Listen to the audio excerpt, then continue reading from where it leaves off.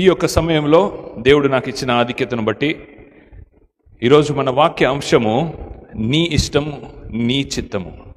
నీ ఇష్టము నీ చిత్తము. ఇష్టమును గురించి లేకపోతే చిత్తమును గురించి మాట్లాడడానికి మొట్టమొదటిగా నాకు కలిగిన ప్రేరేపణ ఏంటంటే, దేవుని ప్రేమ, దేవుని మనము అనేక సార్లు అయ్యా, తండ్రి, లేకపోతే మా ఎవెలిన్ భాషలో అబ్బా, అబ్బా అనే పదం కూడా ఉంది బైబిల్లో. సో మనకు ఎక్కడా కూడా ఓల్డ్ టెస్టిమెంట్లో లేకపోతే పాత నిబంధన గ్రంథంలో చూసినట్లయితే దేవుడిని తండ్రి అని సంబోధన లేదు. యెహోవా, లేకపోతే సైన్యములకు అధిపతియగు దేవా, లేకపోతే యెహోవా, లేకపోతే అబ్రహాము దేవుడవైన నీవు, ఇసాకు దేవుడవైన నీవు, మా పితరుల దేవుడవైన నీవు అని ఒక డెసిగ్నేషన్తో, ఒక అధికారముతో, ఆయన డిగ్రీలతో, లేకపోతే ఆయన గొప్పతనంతో మాత్రమే ప్రస్తావించాలి.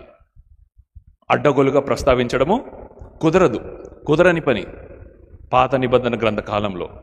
కానీ యేసుక్రీస్తు ప్రభువారు స్వయాన దేవకుమారుడు ఈ లోకానికి వచ్చి మన కోసం చనిపోయి మనల్ని రక్షించడానికి చేసే ప్రయత్నంలో ఆయన రక్షణను మాత్రమే కాక తండ్రికి మనకు ఉంటున్న ఆ గ్యాప్ని తక్కువ చేశాడు, ఇంకా మనకు బంధుత్వాన్ని పెంచాడు ఇంకా. సో చెప్పాలి అంటే తండ్రి అని పిలువుటకు మనకు అర్హతను కలిగించింది యేసుక్రీస్తు ప్రభువారే. పరలోకపు తండ్రిని యేసుక్రీస్తు ప్రభువారు నేర్పించిన మొదటి ప్రార్థన, పరలోకపు ప్రార్థన ఎలా ప్రారంభమవుతుంది? పరలోకమందున్న యెహోవా అని లేదు, పరలోకమందున్న ఇశ్రాయేలు దేవుడా అని లేదు, సైన్యములకు అధిపతియగు యెహోవా అని లేదు. తండ్రి ఆప్యాయతను, అనుబంధాన్ని, రిలేషన్షిప్ని పెంచి ఆయన వెళ్ళిపోయాడు మన కోసం స్థలం సిద్ధపరచుటకు. ఎందుకు ఇంత నొక్కి చెప్తున్నానంటే, తండ్రి ప్రేమ చాలా గొప్పది. తండ్రి ప్రేమను వివరించడానికి మన బైబిల్లో ఉంటున్న ఉపమానాలలో బెస్ట్ ఉపమానం ఏంటండి? తండ్రి ప్రేమను వివరించడానికి తప్పిపోయిన, అసలు నిజం చెప్పండి, అది తప్పిపోయిన కుమారుడా, ఎదురు తిరిగిన కుమారుడా? నేను ముందు కూడా చెప్పాను అనుకుంటాను ఈ మాట. ఎదురు తిరిగిన కుమారుడని పేరు ఉండాలి దానికి. పోనీ సరే, తప్పిపోయిన కుమారుడని పేరు అయితే పెట్టారు, ఆయనకి దారి తెలియదా? తప్పిపోయినా అని ఎప్పుడు అంటాము చెప్పండి? ఒక పిల్లోడు మార్కెట్లో తప్పిపోతే, రేపు నాంపల్లి ఎగ్జిబిషన్లో తప్పిపోతే కనబడట్లేదు అని పోస్టర్ అంటిస్తే, కానీ ఇంట్లో నుంచి పారిపోతే, ఇప్పుడు చూడు రాణి ఆంటీ ప్రేయర్ చేసి తన యొక్క సాక్ష్యాన్ని పెంచుకుంది, ఇంట్లో నుంచి వాళ్ళ అబ్బాయి వెళ్ళిపోయాడని. సో తల్లిదండ్రుల దుఃఖము అంతా ఇంత కాదు. మరి ముఖ్యంగా తండ్రి యొక్క ప్రేమ, ఆ గుండె తప్పిపోయిన తన కుమారుని కోసము ఇంటికి రావాలని ఎంతో పరితపించిపోతుంది. అయితే ఒక మాట చెప్పి నేను ముందుకు వెళ్ళిపోతాను. తప్పిపోయిన కుమారుని యొక్క ఉపమానము లూకా సువార్త 15వ అధ్యాయంలో ఉంది. ఒక మంచి ఇంట్రెస్టింగ్ తెలుగులో ఏమంటాము, ఆసక్తికరమైన విషయం ఏంటో తెలుసా? ఇంటికి వచ్చేటప్పుడు తండ్రి పరిగెత్తాడట. గమనించారా? లూకా సువార్త 15వ అధ్యాయము 20వ వచనం ఒకసారి తీయండి, ఎవరైనా చదవండి. లూకా 15:20లో ఏమనుంటుంది తెలుసా? వాడు అంటే ఆ తప్పిపోయిన కుమారుడు ఇంకా దూరంగా ఉన్నప్పుడు తండ్రి వాణిని చూచి కనికరపడి ఏం చేశాడు? పరిగెత్తి. ఎందుకు పరిగెత్తాడు? ఈరోజు నేను చాలా ప్రశ్నలు అడుగుతాను మిమ్మల్ని. దయచేసి మీరు ఆలోచించి సమాధానం చెప్పడానికి ప్రయత్నం చేయండి. ఏదో డీప్ థియాలజికల్ క్వశ్చన్స్ కాదు, కామన్ సెన్స్, మనము ఆలోచించదగ్గ, ఈజీగా తెలుసుకోదగ్గ విషయాలే. తండ్రి ఎందుకు పరిగెత్తాడు? ఎదురు చూస్తున్నాడు కాబట్టి. ఇప్పుడు నువ్వు కూడా ఎదురు చూస్తున్నావా ట్రైన్ కోసము? ట్రైన్ నీ దగ్గరకు వస్తుందా, నువ్వు ట్రైన్ వెనకాల ఉరుకుతావా? అయ్యా, అమ్మా, మనమే ట్రైన్ దగ్గరికి వెళ్ళాలి, కానీ పరిగెత్తే అవసరం ఏముంది అంటున్నాను నేను. మీరు ప్లాట్ఫామ్ నెంబర్ 1లో ఉన్నారు, ప్లాట్ఫామ్ నెంబర్ 1లో మీ ట్రైన్ వస్తుంది, లేకపోతే మీ బస్సు వస్తుంది, లేకపోతే గేట్ నెంబర్ 1లో మీ ఏరోప్లేన్ వస్తుంది. మీ దగ్గరకు వచ్చి ఆగుతుందని తెలుసు, కానీ తండ్రి ఎందుకు పరిగెత్తాడు? ఏమని ప్రేమ? ఒక మంచి ఆసక్తికరమైన విషయం నేను తెలుసుకున్నది, విన్నది, నమ్మేది ఏంటో తెలుసా?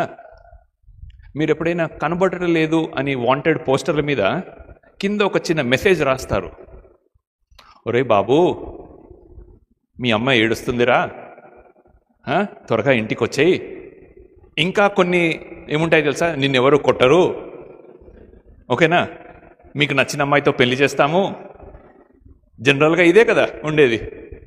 సో నీకు నచ్చింది చేస్తాము, నువ్వు ఇంటికైతే రా అని ఏదో ఒకటి చేసి తప్పిపోయిన పిల్లల యొక్క తల్లిదండ్రులు చేసే ప్రయత్నం ఏంటిదంటే వాళ్ళని ఇంటికి తీసుకురావడం.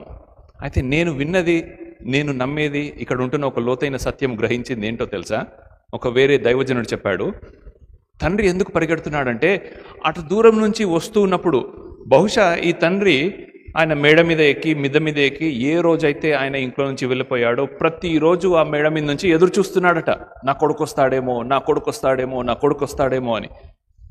మరి ఆయనకి సంవత్సరం పట్టిందో, 2 సంవత్సరాలు పట్టిందో, నెల పట్టిందో తెలియదు. కొంతకాలం తర్వాత అనేది బైబిల్లో ఉంది. వస్తూ ఉన్నప్పుడు నడుచుకుంటూ నడుచుకుంటూ నడుచుకుంటూ వచ్చి సగం దూరంకి వచ్చి ఆగిపోయాడు.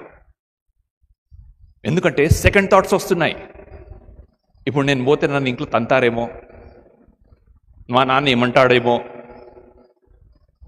సో మళ్ళీ పారిపోతాడేమో అని తండ్రి అనుకొని తండ్రి పరిగెత్తుకుంటూ వెళ్ళి తండ్రి తన కుమారుణ్ణి కలుసుకున్నది ఎక్కడ చెప్పండి? రోడ్డు మీద, ఇంట్లో కాదు. తండ్రి మీద పడి కౌగిలించుకొని ముద్దు పెట్టింది ఎక్కడ చెప్పండి? రోడ్డు మీద, ఇంట్లో కాదు. కొత్త బట్టలు వేసింది ఎక్కడ చెప్పండి? రోడ్డు మీదనే, ఇంట్లో కాదు. కొత్త ఉంగరం వేసింది ఇంట్లో కాదు. కొత్త చెప్పులు వేయించింది ఇంట్లో కాదు. ఆయన సగం దూరం వచ్చాడు, తండ్రి సగం దూరం వచ్చాడు. సగం దూరం వచ్చి కుమారుణ్ణి దగ్గర ఉండి చేయి పట్టుకొని మేబీ ఒక పెళ్లి భారత్ లాగా, ఊరేగింపులాగా ఇంటికి తీసుకెళ్లాడేమో. తండ్రి ప్రేమ అంత గొప్పది. అందుకు తండ్రి పరిగెత్తాడని చెప్పి ఒక లోతైన సత్యాన్ని నేను గ్రహించాను. తండ్రి ప్రేమ అటువంటిది. ఈ విషయం కూడా నేను చెప్పాను అనుకుంటా. యోవాబు తన యొక్క రాజైన దావీదు మీదికి సొంత కుమారుడు ఎదురు తిరుగుతున్నాడని చెప్పి యోవాబు వెళ్ళి బాణంతో ఒక దెబ్బతో చంపేసి వచ్చేస్తాడు. వచ్చిన తర్వాత ఎలా ఉన్నారయ్యా? బాలుడైన అబ్షాలోము, నోట్లో వేలు పెడితే కొరకని అబ్షాలోము. చూడండి, ఒక్కసారి తీయండి. 2వ సమూయేలు అనుకుంటాను. 2వ సమూయేలు 18వ అధ్యాయము 32వ వచనంలో ఏమనుంది చూడండి. రాజు బాలుడగు అబ్షాలోము క్షేమముగా ఎద్దుకు ఎద్దు ఎదిగాడు. అబ్షాలోము ఎంతగా ఎదిగాడంటే తండ్రి యొక్క స్థానము కోసము, సింహాసనము కోసము తండ్రినే చంపడానికి ప్లాన్ వేసిన అబ్షాలోము తండ్రి కంటికి ఎలా కనబడుతున్నాడు? బాలుడుగా. ఇవన్నీ కూడా నేను చెప్పే ప్రయత్నం మీరు అర్థం చేసుకుంటున్నారని నేను అనుకుంటున్నాను. తండ్రి ప్రేమ గొప్పది, చాలా చాలా గొప్పది. తర్వాత ఆ యోవాబుని అడుగుతాడు, క్షేమంగా ఉన్నాడా అంటే యోవాబు ఆయన వచ్చిన ఉత్తరం ఏంటిదంటే, నీ ఎనిమీస్కి, నీ శత్రువులకు ఆ బాలుడికి ఏ గతి అయితే పట్టిందో నీ శత్రువులందరికీ కూడా అదే గతి పట్టింది అని చెప్పిన తర్వాత వెంటనే ఆయన మిద్ద మీదికి వెళ్ళి, ఎవరు? దావీదు మహారాజు మిద్ద మీదికి వెళ్ళి ఏడుస్తాడు. ఏమని ఏడుస్తాడో తెలుసా? కొంచెం ఆ వచనం కిందికి రండి. 33వ వచనం అనుకుంటాను.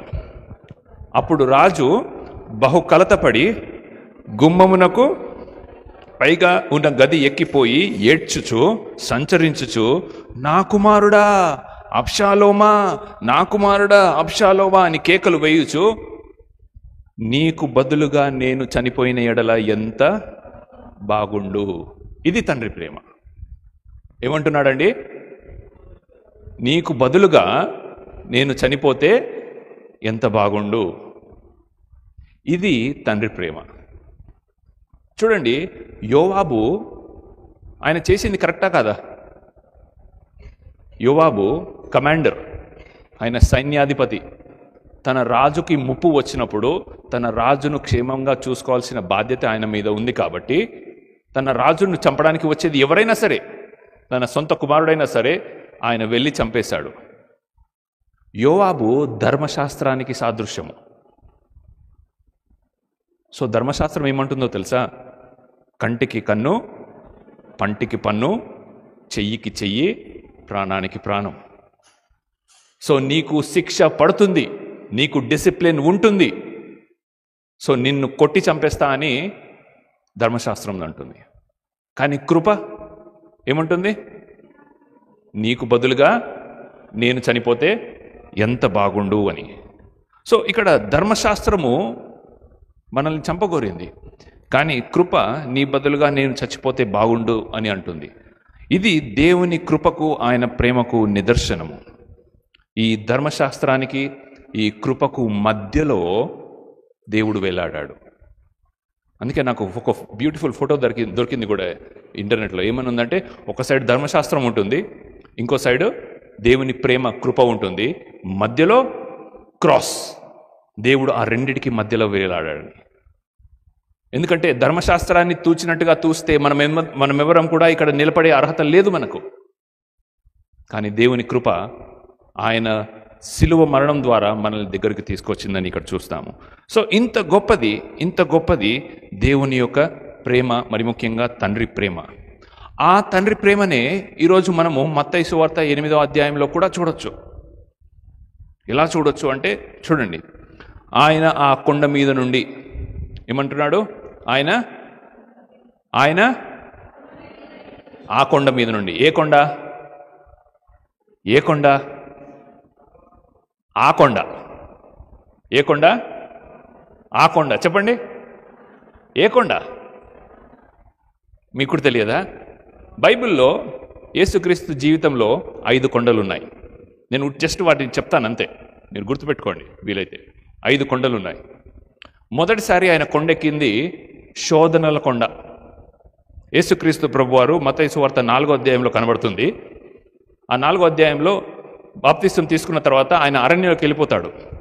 అరణ్యంలోకి వెళ్ళి ప్రార్థన చేసుకుంటూ ఉంటే సాతాను వచ్చి శోధిస్తాడు. ఏమని శోధిస్తాడు? ఒక ఎత్తైన పర్వతం మీదకి తీసుకెళ్ళి, బిల్డింగ్ మీదకి తీసుకెళ్ళి, నువ్వు నాకు సాగిలపడు, ఇవన్నీ నీకు ఇచ్చేస్తాను, లేకపోతే ఇక్కడ నుంచి దూకు, దూతలు వచ్చి నిన్ను పట్టుకుంటారు, అప్పుడు నువ్వే నిజమైన దేవుడు అని తెలిసిపోతుంది. ఇవన్నీ కూడా శోధనలు చేస్తాడు. సో శోధనల కొండ అని చెప్తే వినడానికి బాగుండదు కదా. శోధనలను జయించిన కొండ అనుకుందాం. సో మొట్టమొదటి కొండ యేసుక్రీస్తు జీవితంలో ఎక్కింది ఏది? శోధనలను జయించిన కొండ. ఎక్కడుంది అది? మత్తయి సువార్త 4వ అధ్యాయంలో. రెండవ కొండ పరిపూర్ణతా కొండ. ఇది మత్తయి సువార్త 5వ అధ్యాయము, 6వ అధ్యాయము, 7వ అధ్యాయము, ఈ 3 అధ్యాయాల్లో కనబడుతుంది. మత్తయి 5, 6, 7 ఈ 3 అధ్యాయాలు దేనికి ఫేమస్ తెలుసా? దాన్నే మనం కొండ మీద ప్రసంగం అంటాం. ఈ కొండ మీద ప్రసంగంలోనే దేవుడు చెప్పాడు ధన్యతల గురించి. గుర్తుందా? ఈ కొండ మీద ప్రసంగంలోనే దేవుడు అద్భుతమైన కార్యం చేసి 5,000 మందికి ఫుడ్ పెట్టాడు ప్రసంగం అయిపోయిన తర్వాత. ఓకేనా? సో ఇది పరిపూర్ణతా కొండ అని ఎందుకంటున్నానంటే, ఇలా చేయువారు ధన్యులు, వారికి ఇలాంటి జరుగుతాయి. దుఃఖపడువారు ధన్యులు, వారికి ఇది జరుగుతుంది. నా పేరు మీద, నా కొరకు, లేకపోతే హింసింపబడిన వారు ధన్యులు, వారికి ఇలా జరుగుతుంది. ఇలా అని ఒక లిస్ట్ ఆఫ్ ధన్యతలు. ఈ ధన్యతలన్నీ ఏం జరుగుతున్నాయో తెలుసా? నిన్ను పరిపూర్ణంగా దేవునిలోకి చూపిస్తున్నాయి. 4వ అధ్యాయంలో, 5వ అధ్యాయంలో, 6, 7లో, 5, 6, 7 ఈ 3 అధ్యాయాలంతా కూడా దేవుడు పరిపూర్ణత గురించి మాట్లాడతాడు. మీరు చెడ్డవారై తెలిసి ఉండి కూడా మీ తండ్రి మీకు మంచి ఈవులను ఇవ్వట్లేదా అని 7వ అధ్యాయంలో ఉంటుంది. సో ఈ బోధలన్నింటినీ కూడా పరిపూర్ణత కొండ మీద మనం వింటాము. 3వ కొండ ఒలీవల కొండ. యోహాను సువార్త ఎవరైనా తీయండి, 8వ అధ్యాయం 1వ వచనంలో ఏమనుంటుందో తెలుసా? యోహాను 8:1 ఆయన ఒలీవల కొండ మీదకు ఎక్కిపోయి అని ఉంటుంది. ఉందా? ఆయన ఒలీవల కొండకు వెళ్ళను. సో యేసుక్రీస్తు ప్రభువారు ఎక్కిన 3వ కొండ ఏంటిదంటే ఒలీవల కొండ. ఈ ఒలీవల కొండ దేనికి ఫేమసో తెలుసా? ప్రార్థనకు ఫేమస్. యేసుక్రీస్తు ప్రభువారు తన శిష్యులకు, మనకందరికీ కూడా నేర్పించిన పరలోక ప్రార్థన ఈ ఒలీవల కొండ మీదనే జరిగింది. ఇంకా చెప్పాలా? గెత్సేమనే తోటలో ప్రార్థన చేస్తాడు ఏడ్చుకుంటూ, నీ చిత్తమైతే, నీ ఇష్టమైతే ఈ పాత్రను తొలగించు అని. ఆ గెత్సేమన తోట ఉంది కూడా ఈ ఒలీవల కొండ మీదనే. ఇంకా చెప్పాలా, ఆయన యెరూషలేము కోసం ఏడ్చుకుంటూ ప్రార్థన చేశాడు ఈ ఒలీవల కొండ మీదనే. ఇంకా ముందుకు వెళ్దామా, ఆయన చనిపోయి తిరిగి లేచిన తర్వాత 40 రోజులు ఉన్న తర్వాత ఆయన పరలోకానికి వెళ్ళిపోయేది ఈ ఒలీవల కొండ మీద నుండే. ఇంకా చెప్పాలా, రేపు రెండో రాకడ వచ్చినప్పుడు ఆయన మొదట అడుగు పెట్టేది కూడా ఈ ఒలీవల కొండ మీదనే. సో ఇది ప్రార్థనా కొండ, ఒలీవల కొండ, ప్రార్థనా కొండ. ఎన్నయ్యాయి? 3. నాలుగోది రూపాంతరపు కొండ. మత్తయి సువార్త 17వ అధ్యాయంలో కనబడుతుంది. మత్తయి సువార్త 17వ అధ్యాయంలో దేవుడు రూపాంతరము చెందింది. అక్కడ ఉంటున్న ఆయన శిష్యులతో పాటు ఆయన అటు ఇటు, ఒకవైపు మోషే, ఇంకోవైపు ఏలియా, ఈ ముగ్గురు రూపాంతరము చెంది యేసుక్రీస్తు యొక్క ముఖము వెలిగిపోవుట తన శిష్యులు చూస్తారు. ఇది రూపాంతరపు కొండ. చివరిది 5వది కల్వరి కొండ. కల్వరి కొండలో ఏం జరిగింది? ఆయన అందరూ పడుకున్న వాళ్ళు హల్లెలూయా చెప్పండి. పడుకున్నారా? మళ్ళీ నేను పడుకున్నవారు హల్లెలూయా చెప్పండి అన్నాను నేను. మీరందరూ పడుకుంటున్నారు. ఒకసారి చేతులు ఎత్తండి, ఇలా 2 చేతులు ఎత్తండి, స్ట్రైట్గా పైకి, రైట్, దించొద్దిగా. Okay, very good. నా మాట వినేళ్ళు కొంతమంది ఉన్నారని తెలుసు. Thank you. అందరూ చేతులు దించండి. మీరు పడుకోకుండా కొన్ని నిమిషాలు వాక్యాన్ని వినాలని ప్రయత్నం చేయండి. నాకు తెలుసు చాలా మబ్బుగా ఉంది క్లైమేట్, చాలా కంఫర్టబుల్గా ఉంది, చలిస్తుంది, పక్కన మీరందరూ కూడా వెచ్చగా, మీ ఒకరి వెచ్చదనం ఒకరికి తలుగుతూ ఉంది. కానీ దేవుని వాక్యాన్ని మీరు వినడానికి మీరు ఎలాంటి డిస్టర్బెన్సెస్ లేకుండా కొన్ని నిమిషాలు గడిపినట్లయితే మనం వాక్యంలోని అమూల్యమైన సూక్తులు కొన్ని నేర్చుకుంటాము. 5వది కల్వరి కొండ, దేవుని యొక్క సమర్పణకు తెలిసింది. ఈ 5 కొండలు ఎందుకు చెప్పానో తెలుసా? ప్రతి విశ్వాసి ఈ 5 కొండలు ఎక్కాలి. అంటే మొదటిది శోధనలను జయించాలి, రెండోది పరిపూర్ణతను పొందాలి, మూడవది ప్రార్థన చేయగలగాలి, నాలుగోది రూపాంతరము చెందాలి, 5వది సమర్పణ కలిగి ఉండాలి. ప్రతి విశ్వాసికి ఈ 5 లక్షణాలు compulsory. If you want to call your self as a Christian, you should have these 5 qualities. ఈ 5 కొండలు ప్రతి ఒక్కరూ ఎక్కాలి. అన్నిటికన్నా కష్టమైన కొండ ఏదో తెలుసా? దీంట్లో మొట్టమొదటిది శోధన కొండ. శోధనను జయించువాడే, ఓకేనా? శోధనను జయించువాడే. శోధన అనేది చాలా భయంకరమైనది. ఆ శోధనను జయించలేకనే మనము ఇక్కడ కాకుండా దీనితో ఆలోచిస్తాం. ఏంటిది? ఇక్కడ ఏముంటుంది? మన హృదయం, మన మనస్సు ఏం నేర్పిస్తుందో తెలుసా? నీ ఇష్టాల గురించి నేర్పిస్తుంది. సో అందుకనే ఇక్కడ ఈ పరిపూర్ణత గురించి, ధన్యతల గురించి యేసుక్రీస్తు ప్రభు కొండ మీద ప్రసంగం చేసిన తర్వాత ఆయన కొండ దిగి వస్తూ ఉంటే మత్తయి సువార్త 8వ అధ్యాయంలో మనం పడతాము. ఆ 8వ అధ్యాయంలో ఒక కుష్టివాడు కొండ దగ్గర, కొండ కింద నిలబడి వెయిట్ చేస్తున్నాడు. వెయిట్ చేసినప్పుడు ఆయన అంటున్న మాట ఏంటో చూడండి.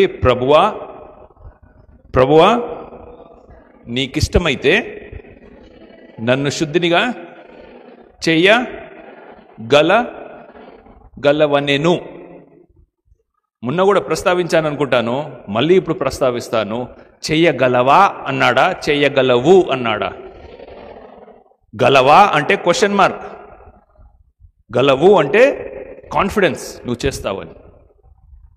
ఫస్ట్ ఆఫ్ ఆల్ ఈ కుష్ఠిరోగి ఎవరు? అన్యుడా? యూదుడా? ఎవరు? మనం కొంచెం కింద చదివితే ఈజీగా తెలిసిపోతుంది. ఆయన యూదుడే. ఎందుకు? ఐ థింక్ 4వ వచనంలోనో 5వ వచనంలోనో దేవుడు ఏమంటాడో తెలుసా?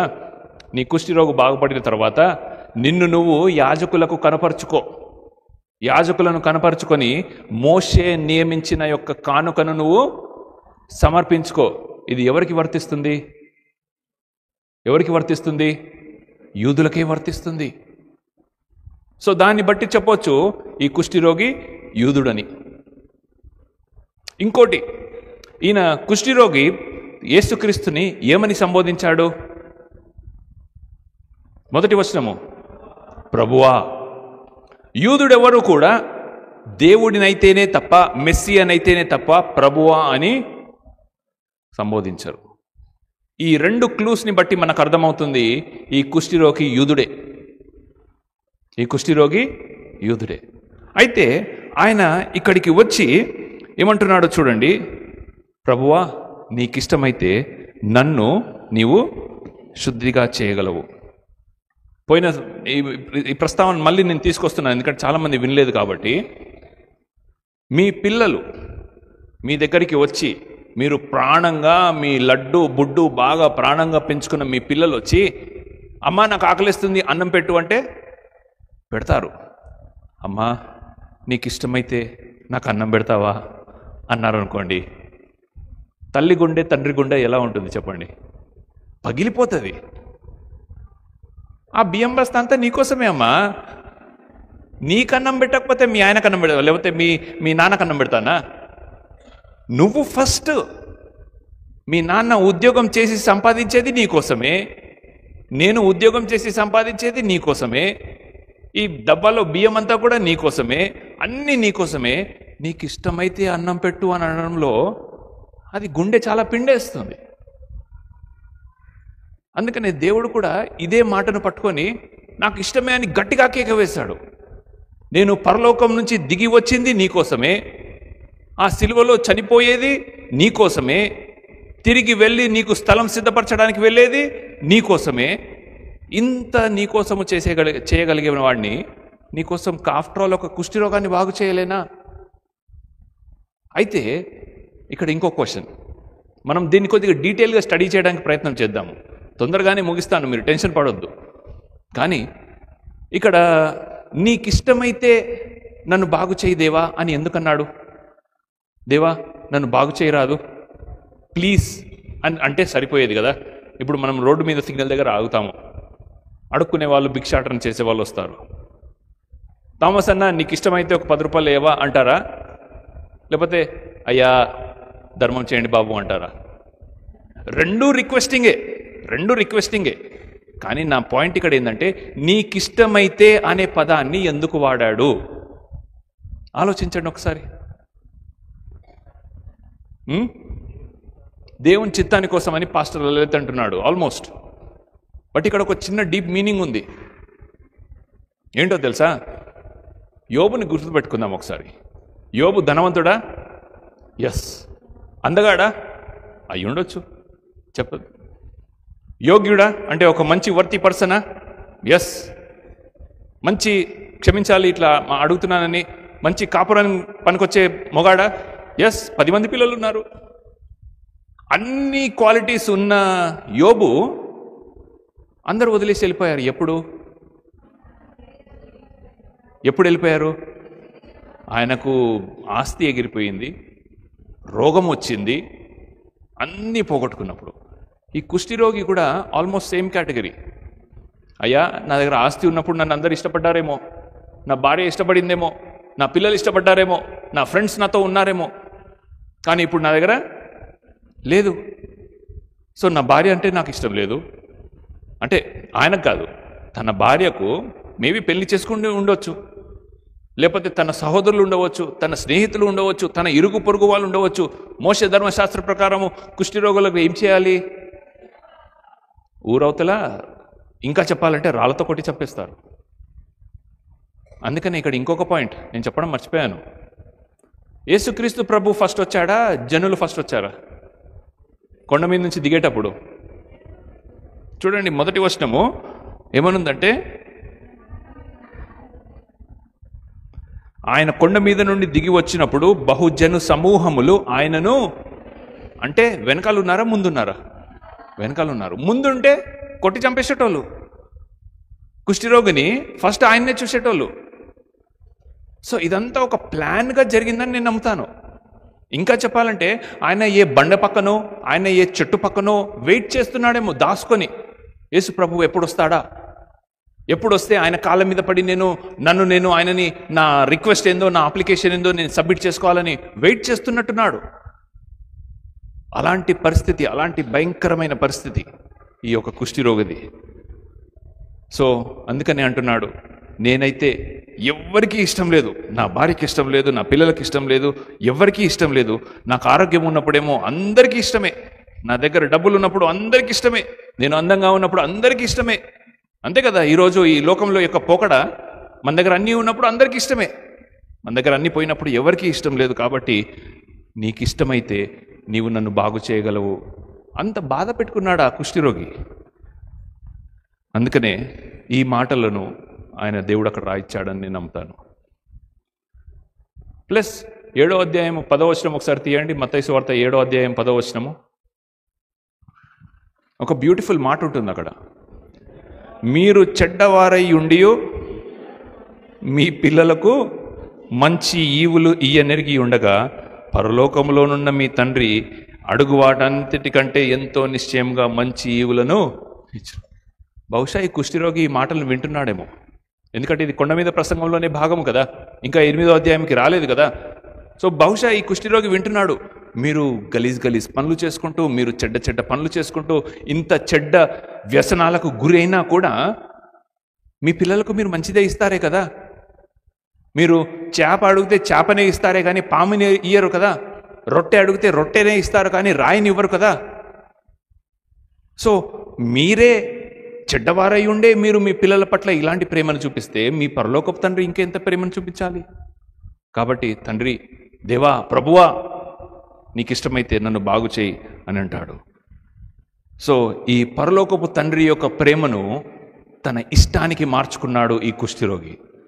సో ఈరోజు క్లుప్తంగా 3 ఇష్టాల గురించి నేను చెప్తాను. 3 ఇష్టాల గురించి చెప్తాను. మొదటిది స్వయిష్టం, లేకపోతే స్వంత ఇష్టం. నా ఇష్టం అనుకోండి, లేకపోతే చెప్పండి నా ఇష్టం. చెప్పండి. స్వయిష్టం అనే మాట అనడం కంటే నా ఇష్టం అనడం మాట చాలా ఈజీ కదా. ఇది బాగా మనకు వాడుకలో ఎస్పెషల్ పిల్లలు వాడుతూ ఉంటారు. ఈ జనరేషన్ ఎక్సా వైయా జెడ్డా? ఇది ఏ జనరేషన్ నాకు తెలియదు.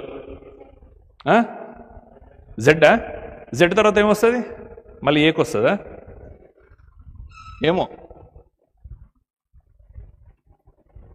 లాస్ట్కి నాకు మొన్న ఎవెలిన్ మీద కోపం వచ్చింది. ఏలేడంత లేదు. ఏమైందంటే నా పని మీద నెరడ్మెట్ వరకు పోదాము అంటే రానన్నది. ఆమె పని మీద సికింద్రాబాద్ అయినా కూడా పోదామంటుంది. నువ్వు నాకు అవసరం ఉన్నప్పుడు నాతో రానందుకు నేను నీకు సికింద్రాబాద్ ఎందుకు పోవాలంటే అది నా ఇష్టం, ఇది నాకు ఇష్టమైంది కాబట్టి నేను చేస్తున్నా, నీతో రావడం నాకు ఇష్టం లేదు, నాకు అంత ఓపిక లేదన్నది. వేసుకున్నాయి ఒక 15 నిమిషాలు. ఈ జనరేషన్ అట్లుంది. నేను జనరేషన్ అంటలేను, ఆలోచన విధానం అలా ఉంది. ఏంటంటే కాలేజ్కి ఎందుకు పోవట్లేవరా అంటే నా ఇష్టం, కాలేజ్ ఎందుకు మానేసినావా అంటే నా ఇష్టం, ఎందుకు అది చూస్తున్నారో చూడకుంది చూడరా అంటే నా ఇష్టం. కొడతావా? నేను ఇంట్లోంచి వెళ్ళిపోతా, అంతే కదా. నాకు దేవుడు 2 కాళ్ళు ఇచ్చాడు, కాళ్ళ మీద నిలబడతా, అంతా నా ఇష్టం. ఈ నా ఇష్టం అని బ్రతికే వాళ్ళందరూ కూడా నాశనానికి నడిపిస్తుంది. చూడండి, యెషయా గ్రంథము 53వ అధ్యాయము 6వ వచనంలో ఒక మంచి మాట ఉంది. యెషయా 53:6. మనమందరము గొర్రెల వలె త్రోవ తప్పిపోతిమి, మనలో ప్రతి వాడును, చదవండి, మనలో ప్రతి వాడును, దాని తర్వాత తనకిష్టమైన, చెప్పండి, అంటే ఎవరికి వాళ్ళకి ఇష్టమైన త్రోవను తొలగెను, యెహోవా మనందరి దోషమును అతని మీద. ఈ రోజుల్లో ప్రతి ఒక్కరు కూడా ప్రతి విషయంలో, నిన్న దేని గురించి మాట్లాడుతున్నాము, ఎవెలిన్ వాళ్ళ స్కూల్లో లంచ్ స్టార్ట్ చేస్తారనమాట. అయితే నాకు నా స్కూల్ లంచ్ గుర్తొచ్చింది. మా అమ్మ ఒక స్టీల్ డబ్బా కట్టేది, ఆ డబ్బాలో పప్పు అన్నం కలిపి కట్టేది. సో అది మధ్యాహ్నం కల్లా అది ఎండిపోయేది. ఆ స్టీల్ డబ్బా తొందరగా రాదు, గోడకేసి ఇట్లా కొట్టడమో గుర్తున్నాయా, లేకపోతే పన్నేసి ఇట్లా అనడమో, ఒకసారి పన్ను ఊడిపోయింది. ఇలాంటి స్టంట్లు ఇవన్నీ చేసిన తర్వాత కష్టంగా ఆ ఎండిపోయిన పప్పన్నాన్ని తినాల్సి వస్తుంది. ఎందుకు అనంటే వాళ్ళ స్కూల్లోనంట పిజ్జా పెడతారంట, బర్గర్ పెడతారంట, అది పెడతారంట, ఇది పెడతారంట. నీకు ఇష్టం వచ్చింది పెడతారా పెట్టి అంటే నాకు ఇష్టం వచ్చింది పెడతారు. తినను అంటే బయట నుంచి తెప్పిస్తారంట. వామ్మో. అంటే ఇక్కడ నేను ఎందుకు ఆ ప్రస్తావన తీశానంటే, ఇంట్లో ఈరోజు వంకాయ కూర వండితే పిల్లలు తింటారా? తినరు. ఇంకా ఇంకా ఇంకా కొన్ని దొడ్డుకుమా వేస్తే తినరు. ఇంకా ఫోన్లో ఒక పనికిమాలినోడు మెసేజ్ పెడుతున్నాడు, తిన్నావా బంగారం? ఎవరు? స్విగ్గీ, జొమాటో. వీళ్ళు వాళ్ళ ఏంటంటే, నీ ఇష్టం వచ్చింది నువ్వు సెలెక్ట్ చేసుకొని ఆర్డర్ చేసుకో, నేను ఇంటికి తెచ్చిస్తా వేడివేడిది. వాడు ఎట్లా వండిండో తెలియదు. ఓకేనా? వాడు ఎట్లా వండిండో తెలియదు, కానీ ఇంటికి వేడివేడి తీసుకొస్తా, తిను. సో అమ్మ వండిన వంకాయ కూర తింటామా, ఇది తింటామా? రీసెంట్గా న్యూస్ పేపర్లో ఏమొచ్చిందండి, హైదరాబాద్ అంట ఫస్ట్ ప్లేస్లో ఉందంట. దేంట్లో? అన్హైజీనిక్ ఫుడ్లో. అన్హైజీనిక్ ఫుడ్ అంటే భయంకరమైన రోగాలతో అసలు శుభ్రము లేనటువంటి ఫుడ్ తయారు చేయడంలో హోటల్స్లలో హైదరాబాద్ మొదటి స్థానంలో ఉంది మన దేశంలో. చెప్పలు కొడదామా? సిగ్గుపోయే విషయం అది, చెప్పట్లు కొట్టద్దు అది. ఇంకా మీరు వాట్సాప్లలో, యూట్యూబ్లలో లేకపోతే చూస్తూనే ఉంటారు, పానీపూరి బండ్ల దగ్గర ఎవరు ఉంటారో తెలుసు? ఎక్కువ ఆడవాళ్ళే ఉంటారు. మనం ఫుడ్లో ఇష్టాన్ని తెలుసుకుంటున్నాము, మన జీవన శైలిలో మన ఇష్టాన్ని చూసుకుంటున్నాము. అలా ప్రతి లాస్ట్కి నా ఇష్టం అనేది ఎక్కడి వరకు వచ్చిందో తెలుసా? కుటుంబము కలిసి దేవుని సన్నిధిలో కూడా రావట్లేకపోతుంది.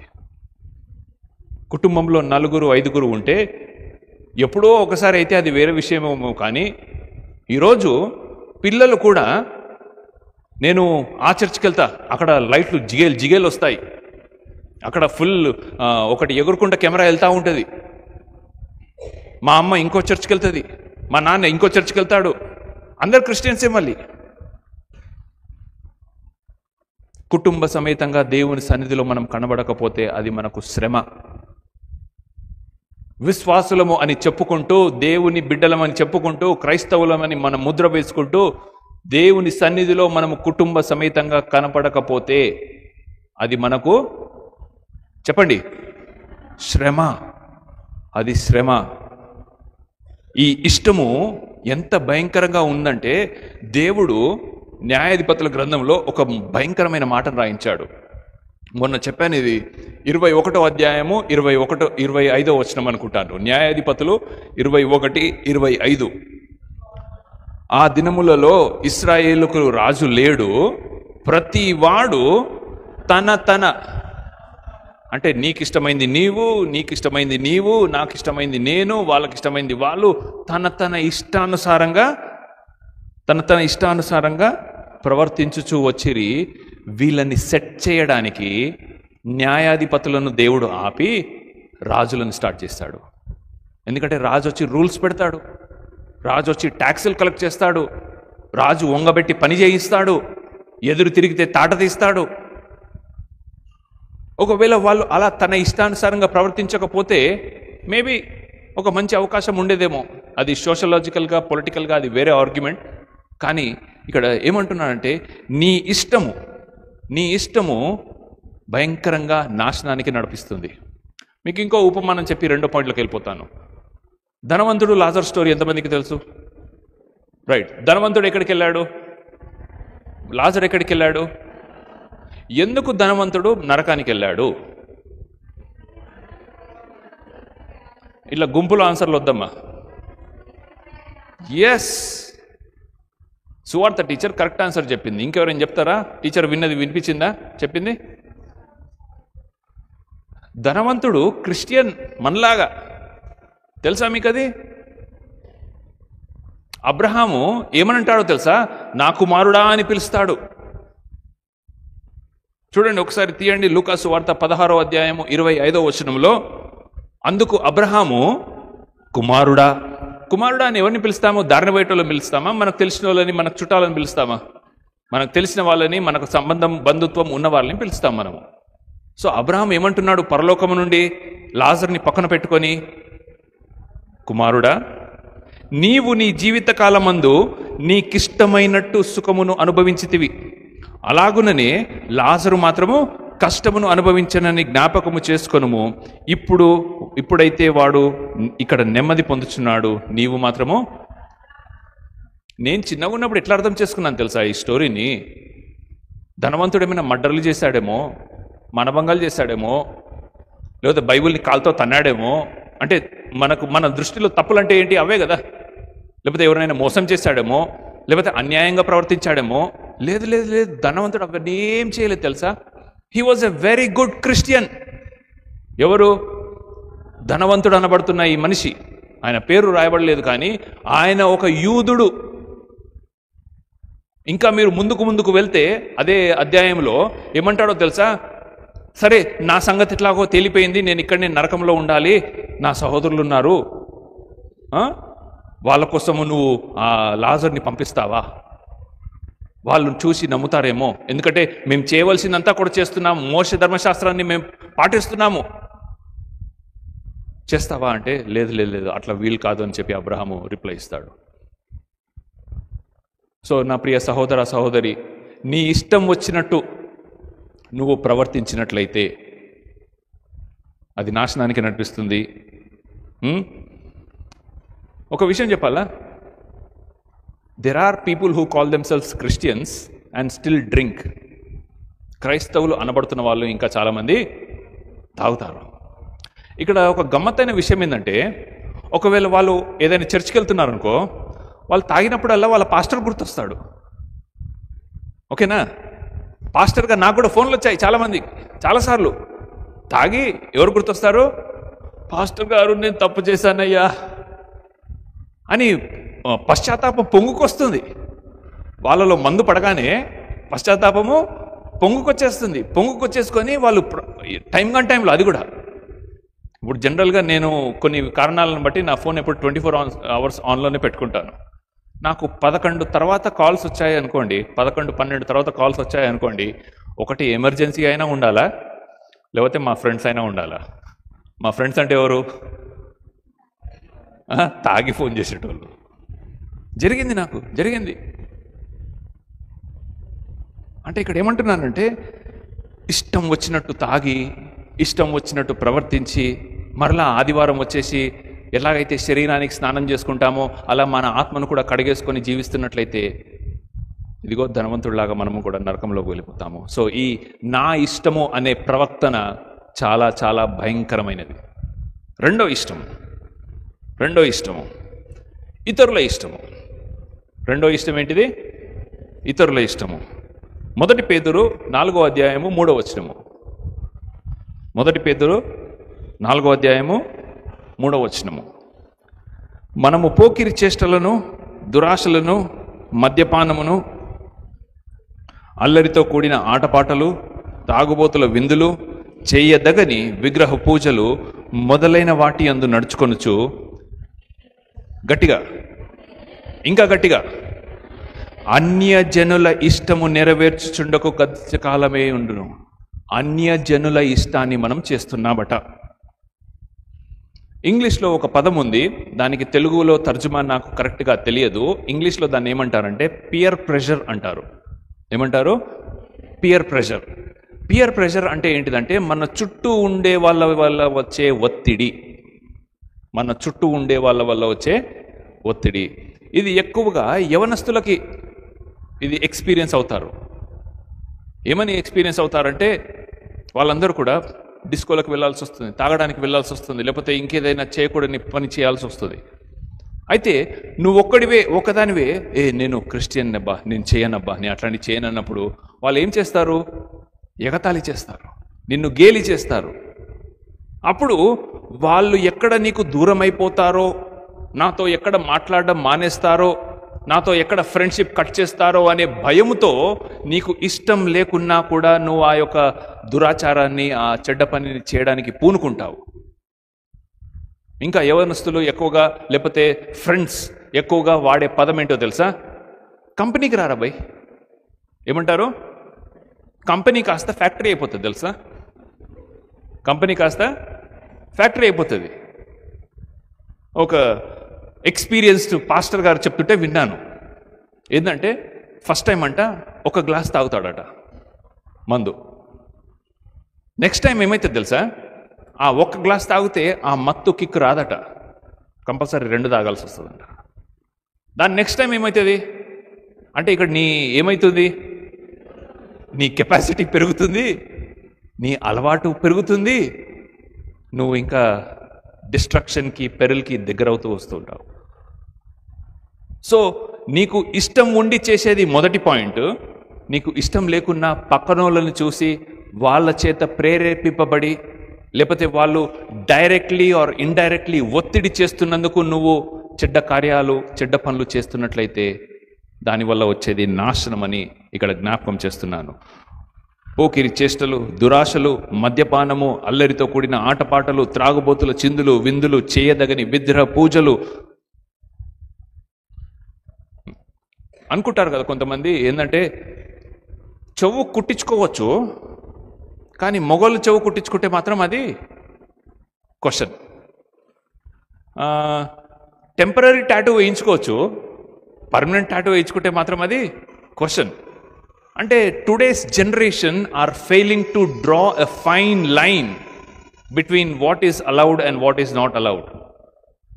అంటే ఈరోజు యొక్క యువత, లేకపోతే ఈరోజు మనుష్యుడు ఏది దేవునికి ఇష్టమైందో, ఏది దేవునికి ఆయాసకరమైనదో దాన్ని వేరు చేయలేకపోతున్నాడు.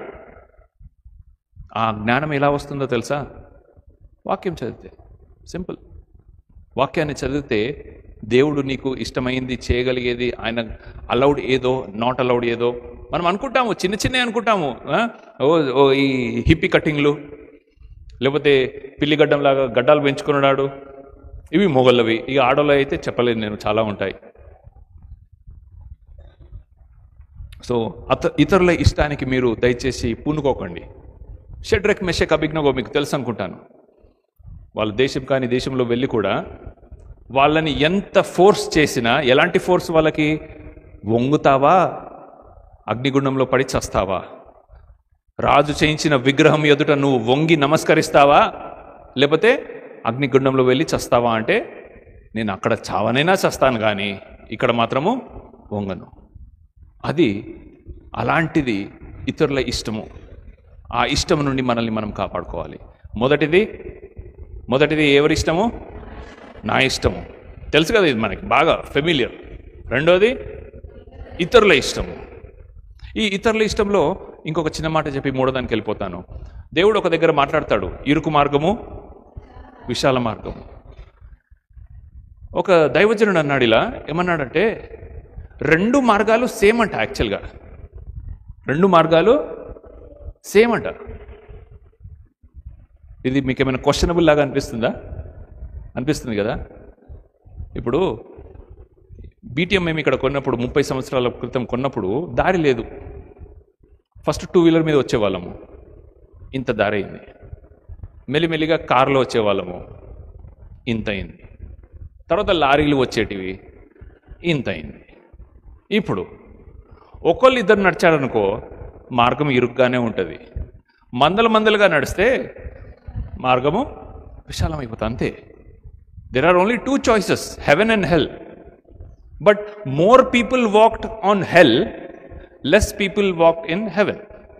అర్థమవుతుందా? ఎక్కువ మంది ఆ నాశనము వైపు, లేకపోతే నా ఇష్టము, ఇతరుల ఇష్టము, నా ఫ్రెండ్స్ ఇష్టము అనే ఆ వైపు నడుచుకోవడానికి ఎక్కువ మంది పూనుకున్నారు. అందుకే అది మార్గం నడుచుకుంటూ, మనం ఇప్పుడు గడ్డి పొదల్లో లేకపోతే ఇక్కడైనా రోడ్డు లేని చోట నడుస్తూ వాట్ అవుతుందా లేదా? దారి అవుతుందా లేదా? అవుతుంది. 4 వీలర్ నడిపిస్తూ అది ఇంకా వెడల్పు అవుతుందా లేదా? అవుతుంది. ఇంకా లారీలు పోనీయండి, ఇంకా పెద్దగా అవుతుంది.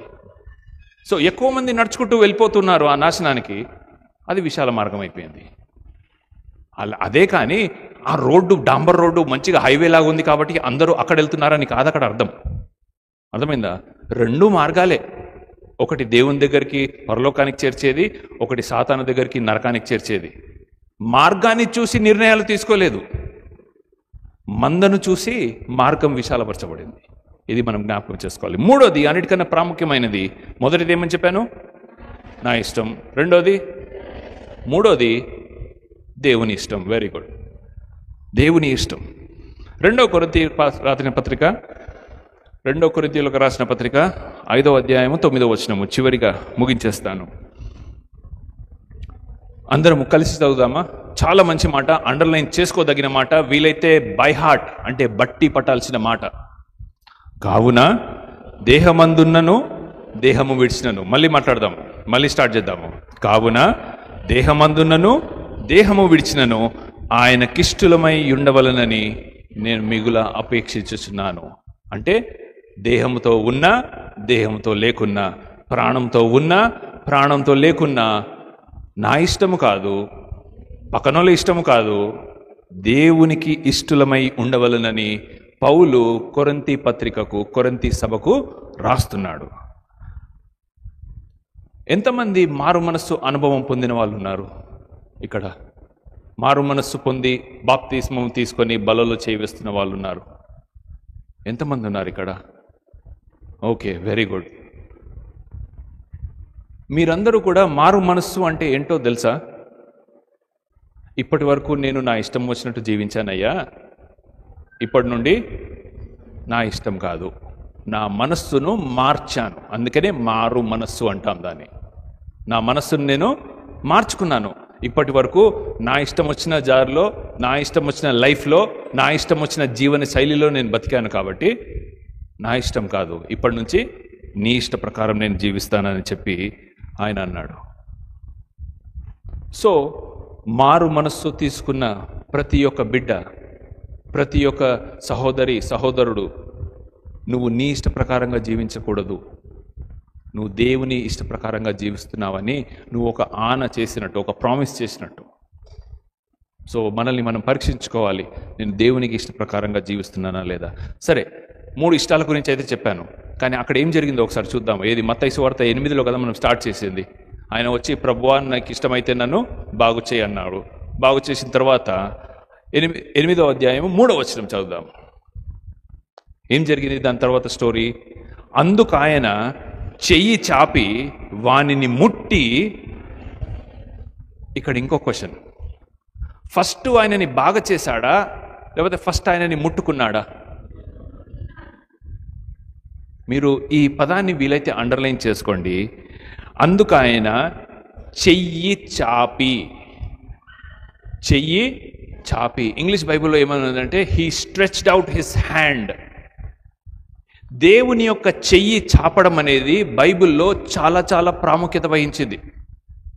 కొన్ని సందర్భాలు చెప్తాను చూడు, దయచేసి వీలైతే ద్వితీయోపదేశ కాండము 5వ అధ్యాయము 15వ వచనం ఒకసారి చదువుదాము. ద్వితీయోపదేశ కాండము 5వ అధ్యాయము 15వ వచనంలో, నీవు అంటే ఇక్కడ ఇజ్రాయెల్కు చెప్తున్నాడు, నీవు ఐగుప్తు దేశమందు దాసుడవై ఉన్నప్పుడు నీ దేవుడైన యెహోవా బాహుబలము చేతను, చాచిన చేతి చేతను నిన్ను అక్కడ నుండి, the hand of God has brought you out of Egypt. నిన్ను సృష్టించింది ఆయన మాట అయితే, ఈ సృష్టిని సృష్టించింది ఆయన మాట అయితే, నిన్ను రిడీమ్ చేసింది, నిన్ను విమోచించింది ఆయన చెయ్యి. అందుకే యెషయా గ్రంథంలో కూడా ఏమనుంటుందో తెలుసా? యెషయా గ్రంథము 53వ అధ్యాయము చాలా చాలా ప్రాముఖ్యమైనది. మొట్టమొదటి వచనము, మేము తెలియజేసిన సమాచారము ఎవడు నమ్మెను? యెహోవా బాహువు. బాహువు అంటే ఎవనికి బయలుపరచబడెను? ఆయన చెయ్యికి చాలా చాలా ప్రాముఖ్యత ఉన్నదని. గ్రీకు భాషలో, మూల భాషలో ఈ మత్తయి సువార్త 8వ అధ్యాయం 3వ వచనం ఏమని రాసి ఉంటుందో తెలుసా? చెయ్యి చాపి ముట్టి అని కాదు, కౌగిలించుకొని అని ఉంటుంది. ఏమనుంటుంది? కౌగిలించుకొని అని ఉంటుంది. ఎందుకనంటే నేను మొన్న కూడా చెప్పాను, sin is picturisation for leprosy. అంటే పాపము ఈ కుష్టి రోగానికి సాదృశ్యం. పాపము చేసిన వారికి కుష్టి అనేది దేవుడు ఒక శాపములాగా ఇస్తాడు. నేను ఎక్స్ప్లెయిన్ చేశాను. కుష్టి రోగం అంటే నీ ఫింగర్స్లో ఉంటున్న ఆ యొక్క ఫీలింగ్ అనేది చచ్చిపోతుంది, నీకు స్కిన్ అంతా చచ్చుబడిపోతుంది. కాబట్టి అందుకనే వాళ్ళకి ఈ వేళ్ళన్నీ కూడా కట్ అయిపోతూ ఉంటాయి. ఎందుకు కట్ అయిపోతాయి అంటే, మనకి ఏదైనా ఒత్తుకుంటే, ఏమైనా గుచ్చుకుంటే, ఏమైనా కాలితే మన చేతిని వెంటనే తీసేస్తాము. కానీ కుష్టి రోగంతో బాధపడే వాళ్ళకి ఫీలింగ్ ఉండదు కదా, ఆ చెయ్యి అక్కడనే ఉంటుంది, కట్ అయిపోతుంది, దెబ్బ తాగిపోతుంది. అలా ఎన్నో దెబ్బలు తాకుతాయి. ఎక్కడెక్కడ తాగుతాయి? కుష్టి వాళ్ళ శరీరంలో ఎక్కడెక్కడైతే వాళ్ళు ఆ కుష్టి వ్యాపించిందో అక్కడంతా కూడా అయిపోతుంది. అంటే స్పర్శ ఉండదు, అక్కడ వాళ్ళకు స్పర్శ ఉండదు. కాబట్టి వాళ్ళకి ఎన్ని ముళ్ళులు గుచ్చుకుంటున్నా, ఎన్ని దెబ్బలు తగిలినా. అమెరికాలో ఒక పాప ఉందంట, ఆమె పేరు కూడా మర్చిపోయాను నేను, అప్పుడెప్పుడో చెప్పాను. ఒక చిన్న పాప ఫోటో తీసుకొని, ఆమెకు ఒక విడ్డూరకరమైన రోగం వచ్చింది. ఏంటి ఆ రోగం అంటే, ఆమె అవుటర్ స్కిన్ మీద ఫీలింగ్ ఉండదు. సో ప్రతిరోజు స్కూల్కి వెళ్ళొచ్చిన తర్వాత వాళ్ళ అమ్మ top to bottom body check చేస్తుంది, ప్రతి ఇంచు. ఎందుకు? ఎక్కడైనా కట్ అయింది అనుకోండి, ఆ దెబ్బని వెంటనే నువ్వు హీల్ చేయకపోతే ఏమవుతుంది? సెప్టిక్ అవుతుంది. ఎక్కడైనా కట్ అయింది అనుకోండి, అక్కడ వెంటనే నువ్వు ఒత్తి పట్టుకోకపోతే, నీకు క్లాటింగ్ జరగకపోతే రక్తం అంతా బయటికి వచ్చేస్తుంది. అలా తనను తాను హానిపరుచుకునేగలిగే ఆ యొక్క ప్రాబ్లం ఉంది. కాబట్టి ప్రతిరోజు వాళ్ళ తల్లియో వాళ్ళ ఎవరో ఒకళ్ళు ఆమెని ప్రతి బాడీ చెక్ చేయాలట. కుష్టి రోగం వచ్చేవారికి అలాంటి ప్రాబ్లమే. వాళ్ళకు ఎక్కడ హాని జరుగుతుందో, వాళ్ళ శరీరానికి ఎక్కడ రంధ్రాలు పడుతున్నాయో, వాళ్ళ శరీరానికి ఎక్కడ నొప్పి జరుగుతుందో వాళ్ళకు తెలియకుండా ఉంటుంది. పాపము కూడా అలాంటిదే. నీ ఆత్మకు ఎక్కడ హాని కలుగుతుందో, నువ్వు ఎక్కడ నీ ఆత్మ అది పరలోకంలో నుండి కాకుండా పాతాళంలోకి వెళ్ళిపోతుందో నీకు తెలియకుండా నిన్ను చచ్చుబడిచేటట్టు చేసేస్తుంది. నీ మనసాక్షి చచ్చుబడిపోతుంది. అందుకనే పాపాన్ని కుష్ఠిరోగానికి సాదృశ్యంగా బైబిల్లో చిత్రీకరించబడింది. అప్పుడు దేవుడు అంటాడు, ఫస్ట్ కౌగిలించుకొని నాకు ఇష్టమే, నిన్ను బాగు చేయడం నాకు ఇష్టమే అని చెప్పి గట్టిగా ఏడ్చాడు. గట్టిగా కేక వేసి వెంటనే ముట్టిన తర్వాత ఆయన రోగాన్నంతా కూడా తీసేశాడని చెప్పాను. సో దేవుని యొక్క బాహువు, దేవుని యొక్క చేతి, ఆ యొక్క ప్రత్యేకత బైబిల్లో చాలా చోట్ల రాయబడి ఉందని మీకు అందరికీ కూడా జ్ఞాపకం చేస్తున్నాను. యెషయా గ్రంథము 59వ అధ్యాయం 1వ వచనంలో ఈ మహోత్తరమైన మాట ఉంది. రక్షింపకుండానేటట్లు ఆయన చెయ్యి తక్కువ కాలేదు. కూర్చగంటే ఏంటిది? తక్కువ కాలేదు. వినకుండు నేరున్నట్లు ఆయన చెవులు మందము కాలేదు. సో మనం చేతి గురించి మాట్లాడుతున్నాం కాబట్టి ఇక్కడ ఈ కుష్ఠిరోగి, ఇంకొక విషయం, ఆసక్తికరమైన విషయం ఏంటో తెలుసా? ఈ కుష్ఠిరోగులకి మనము నడిచినట్టు నడక కూడా నడకలేదు. వాళ్ళ మూమెంట్ అనేది చాలా లిమిటెడ్గా ఉంటుంది. అందుకే పాపమైన కొండ ఎక్కలేకపోయాడు. ఆయన కొండ కూడా ఎక్కలేకపోయాడు. ఎందుకంటే మనకు కాళ్ళు ఫ్రీగా మూవ్ అయినంత ఈజీగా కుష్ఠిరోగులకు కాళ్ళు ఫ్రీగా మూవ్ కావు. మనకు చేతులు ఇట్లా ఫ్రీగా మూవ్ అయినంత ఈజీగా కుష్ఠిరోగులకు చేతులు మూవ్ కావు. వాళ్ళ బాడీ అంతా కూడా ఒక లిమిటెడ్ పొజిషన్లో ఉంటుంది. వాళ్ళు ఇంత మాత్రమే ఓపెన్ చేయగలుగుతారు. అలా పాపము నీ లైఫ్ని, నీ మనస్సాక్షిని, నీ శరీరాన్ని అన్నిటినీ కూడా లోగ తీసుకుంటుంది. అంత గొప్ప పాపము నుండి దేవుడు మనల్ని ఎలా విడిపించాడో తెలుసా? దేవుని యొక్క రక్షణ ఒక్క మాటలో ఏమని ఉంటుందంటే, యెషయా గ్రంథము 53వ అధ్యాయము 10వ వచనము, దేవుని రక్షణకు సారాంశం ఒకటే మాటలో, ఆయనను నలగగొట్టుటకు యెహోవాకు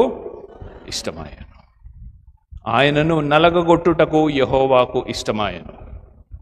నిన్ను రక్షించడం అంటే ఏంటంటే, ఇప్పుడు ఇక్కడ ఫటాఫట్ నేను అవగొట్టేస్తా. థామస్ అన్న, ప్రేమ్ కుమార్ గారు, తర్వాత కె రాజు గారు, సూర్యనారాయణ రాజు అంకుల్, ఓకేనా, ఇక్కడ తిమ్మోతి గారు, నాగరాజ్ గారు, యేసుదాస్ గారు, లాజర్ గారు, వెనకాల జీవరత్నం గారు, అక్కడ నేను ఫాదర్స్ని పెడుతున్నాయి. లాజర్ గారు ఉన్నారు. తర్వాత ఇంకెవరు ఉన్నారు ఇక్కడ? మన పుష్ప వాళ్ళ హస్బెండ్ పేరు మర్చిపోయినా, ప్రసాద్ గారు, తర్వాత బీరా రాజు గారు, మీరందరూ ఉన్నారు. మనం ఇక్కడ ఉన్నాం. ఇమాజిన్ చేసుకోండి, ఇప్పుడు నేను ఎవరెవరైతే పేర్లు పిలిచానో మనం ఇక్కడ ఉన్నాం. మీ రైట్ సైడ్కి నీ ముద్దుల కుమారుడు కొడుకున్నాడు.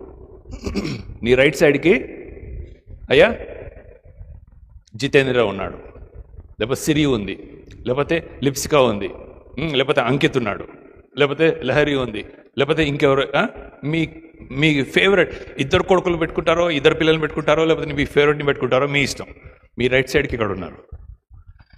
ఇక్కడ ఎవరో ముఖం తెలియని ఒక వ్యక్తి ఉన్నాడు. ఇప్పుడు మీరు ఇద్దరిలో ఒకరినే రక్షించాలి. ఒకరు కంపల్సరీ చావాలి, ఒకరు కంపల్సరీ రక్షించాలి. చెప్పండి. మీ రైట్ సైడ్కి మీ కొడుకు, లెఫ్ట్ సైడ్కి ముఖం తెలియని ఆయన. ఒకళ్ళు చావాలి, ఒకళ్ళు బ్రతకాలి. మీరు ఇప్పుడు జడ్జ్ ఏం చేస్తారు చెప్పండి? కంపల్సరీ నువ్వు కొడుకుని కాకుండా వాడిని నేను రక్షిస్తాను, ముఖం తెలియని రక్షిస్తాను అంటే నువ్వు తండ్రి కాదు అసలు. అది మనకు తెలిసిన తండ్రి ప్రేమ. ఓకేనా? ఇక్కడ తండ్రి అయిన దేవుడు ఏమంటున్నాడంటే, ఇతనిని రక్షించుటకు, ఈ ముఖం తెలియని రక్షించుటకు, ఎవలిని నలగొట్టుటకు నాకు ఇష్టమాయను. అట్లా చదువుకోండి ఆ వాక్యాన్ని, మీకు అప్పుడు బాగా అటాచ్ అవుతుంది. ముఖములు తెలియని రక్షించుటకు, అంకిత్ని నలగొట్టుటకు నాకు ఇష్టమాయను. అలా చదవండి వాక్యాన్ని. దేవుని ప్రేమను మీకు అర్థమవుతుంది. లేచి నిలబడదాం, ప్రార్థన చేసుకుందాం. దేవుని ఇష్టము ఎంత గొప్పది అంటే, మనము ఆయన ప్రేమకు, ఆయన త్యాగానికి మనము పాత్రులము కాము. కానీ దేవుడు తన కుమారుని నలగగొట్టుటకు, యోహాను 3:16 ఏమని ఉంది? దేవుడు లోకమును ఎంతో ప్రేమించెను. ఎంతగా ప్రేమించెను? తన అద్వితీయ, తన సొంత కుమారుణ్ణి 9 మాసాలు మోసి నీ రక్తం పంచుకొని పుట్టిన బిడ్డను నలగగొట్టుటకు, మనల్ని ముఖం తెలియని మనల్ని రక్షించుటకు దేవునికి ఇష్టమాయను. ప్రార్థన చేసుకుందాము. గొప్ప దేవ, మహోన్నత, నీ పరిశుద్ధ పాదములకు వందనాలు, స్తుతులు చెల్లించుకుంటున్నాము. దేవా, పాపులము, దౌర్భాగ్యులము, ఎన్నిక లేనటువంటి వారము. కానీ నీవు నీ కుమారుణ్ణి నలగొట్టి నన్ను, మమ్ము రక్షించుటకు నీకు ఇష్టమాయను. నరాజా, నీ ప్రేమ ఎలా వర్ణించగలము?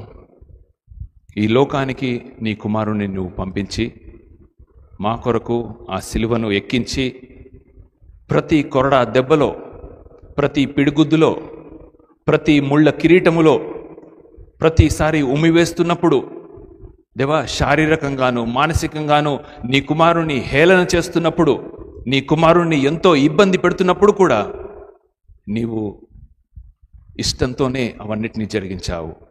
ఎందుకంటే మమ్మల్ని ప్రేమించావు. నీ కుమారుని కంటే ఎక్కువగా మమ్మల్ని ప్రేమించావు. ఎందుకయ్యా ఇంతటి ప్రేమ, ఇంతటి గొప్ప త్యాగాన్ని మా పట్ల చూపిస్తావో అది మాకు అంతపట్టనిది. కేవలము వందనాలు చెప్పి నీ ఇష్టానుసారంగా జీవించడానికి మేము ప్రయత్నము మాత్రమే చేయగలుగుతాము. కానీ నీవు ఇచ్చిన నీ కుమారుని కోసం చేసిన బలియాగానికి సరితూగుతూ మేము ఎలాంటి అర్పణనిచ్చినా కూడా అది నీ కాలి గోటికి కూడా సమానం కాదు. అయ్యా, లెక్కలేనటువంటి కోట్లాను కోట్ల వందనాలు, స్తుతులు చెల్లించుకుంటూ, ఇదిగో ఈ వాక్యం ద్వారా మా ఆత్మలను, మా శరీరాలను, మా మనస్సులను, ఆలోచనలు బలపరిచి, దేవా, నా ఇష్టము కాదు నీ చిత్తం ప్రకారమే మేము జీవించుటకు, మేము నడుచుకున్నటకు, మేము ఇంకా కొనసాగించుటకు సహాయం దయచేయమని కోర్చు యేసు క్రీస్తు అతి పరిశుద్ధమైన నామంలో అతి వినయంతో అడిగి వేడుకుంటున్నాము నా తండ్రి, ఆమేన్. పరలోకమందున మా తండ్రి, నీ నామం పరిశుద్ధపరచబడును గాక, నీ రాజ్యం వచ్చును గాక, నీ ఇష్టం పరలోకమందు నెరవేరునట్లు భూమి యందు మా జీవితాల్లో కూడా నెరవేర్చును గాక. మా అందిన ఆహారం మీరు మాకు దయచేయము. మా ఎడల అపరాధం చేసిన వారిని మేము క్షమించిన ప్రకారము మా అపరాధములను క్షమించుము. మమ్మల్ని శోధనలు తేక దుష్టుడి తప్పించుము. ఎందుకనగా రాజ్యము, శక్తి, మహిమ నిరంతరం నీవే ఉన్నావు స్వామి, ఆమేన్. మన పరమ తండ్రి అయిన దేవుని ప్రేమ, కుమారుడైన యేసు క్రీస్తుని కృప, పరిశుద్ధాత్మని యొక్క అన్యోన్యమైన సహవాసము, సన్నిధి, నడిపింపు, కాపుదల ఇక్కడ కూడి వచ్చిన మనకందరికీ నీ లోకంలో ఉంటున్న సకల పరిశుద్ధులకు ఇప్పుడు ఎల్లప్పుడూ సదాకాలము తోడై నీడై ఉండునుగాక, ఆమేన్. మీ అందరికీ కూడా వందనాలు. దేవునికి గట్టిగా చప్పట్లు కొట్టి వందనాలు చెల్లించుకుందాము.